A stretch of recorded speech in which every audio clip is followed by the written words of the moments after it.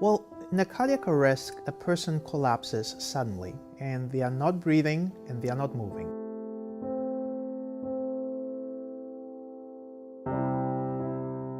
In the summer, when it's nice outside, he stays outside all the time. I like to play basketball, football, go running around. Across the street, like all of our kids are the ones that are playing, so we were all out pretty much there together, and then me and the next door neighbor, we were right there, you know, when the whole thing happened. This is our normal routine. In the summer, my father-in-law keeps Mike, because my father-in-law just lived like maybe 2 blocks over. I was playing tag, then I told everybody I was on timeout, then I collapsed. It just fell. The kids carried him from the backyard to the front yard, and a neighbor started a sternum rub on him, and I guess Courtney seen her and came over and did CPR. One of the kids that lived next door, he come up to me and said that one of the kids was having a heart attack. And I heard the next door neighbor's mom yelling, "Courtney, get over here, get over here." I seen Mike, he was laying on the ground. All of the kids were pretty much just surrounding him, and the next door neighbor was tapping on his chest and saying his name, like, "Mike, wake up, honey, wake up." When a person has a cardiac arrest, the heart has stopped pumping, and so the blood is not circulating.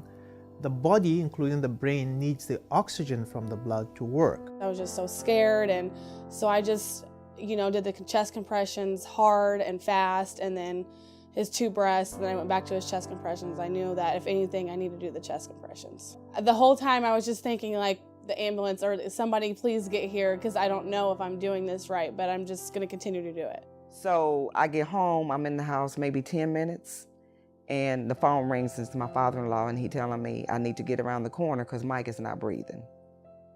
So that's when I just grab my keys and I leave. When I get around the corner, all you can see is fire trucks, the police, the paramedics, and then when I get closer, I just see Mike laying in the yard. The paramedics is over him, pushing on his chest, and I was walking up. I was hysterical too. Yeah, it was hysterical.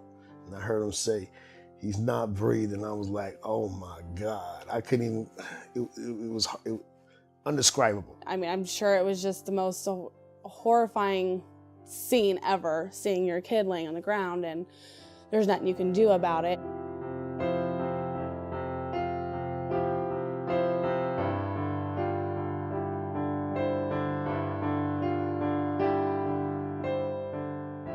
After all their testing, they told us that he was born like this, and what it is his left coronary artery is not where it should be. And they said some people go their whole lives like this, and some people don't, and this is what happened to him, but Mike is normally not their outcome. Sunday was his first real day that he played outside, and I was okay with it because he has a defibrillator. That's that safety net. If the lady didn't come out there, if that neighborhood didn't come out there and take care of my son, he probably would be alive, but he's 100% back. Thank you, Courtney, for saving my life. I'm Prescott Paulin. I suffered cardiac arrest on August 17th, 2014 at the Abe Zamble race in Springfield, Illinois. The morning of the race, I got up really early. I didn't have that much sleep, but I felt like I was in good condition. I was wide awake. I was really just excited to see my friend who'd invited me over to the race. My husband was running the race, had finished, and I was watching him and some other friends finish the race, and my husband noticed Prescott stumble and grabbed him, was going to help him finish the race. At that point he realized that he was having a medical condition, so he yelled for me.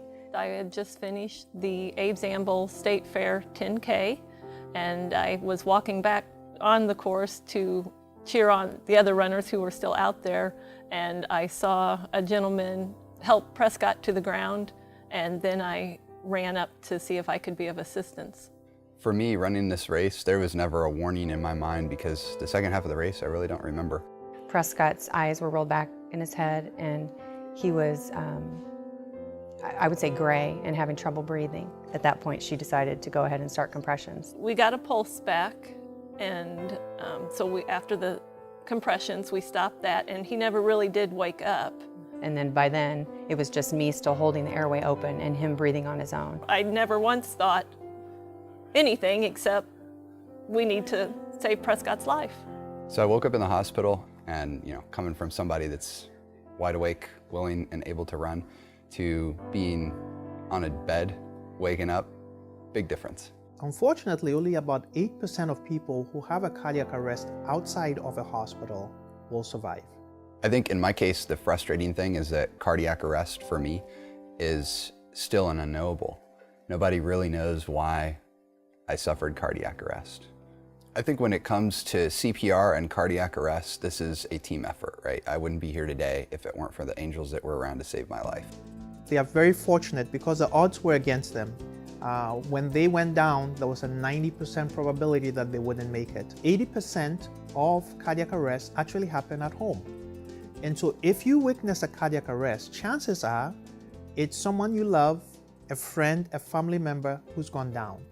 And every minute that appropriate care, CPR, is delayed, the chances of them surviving reduces by 10%. So if it wasn't for the CPR that those people performed on my son at that time, I don't know where we'd be right now. If you are not CPR trained, you will feel ineffective in a situation like we were in. And I think that if you have a little bit of training, it is so much better. You will feel as if you can jump in and assist or even take over and do compressions. Compressions are easy and you can do it. The AHA has been really the driving force behind CPR.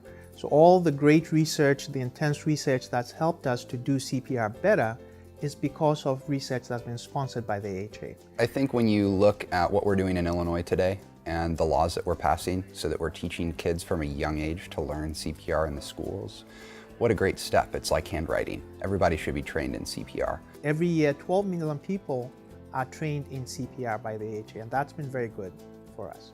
I recommend that everyone know CPR because it can happen to anyone at any time, at any place, and you could save a life.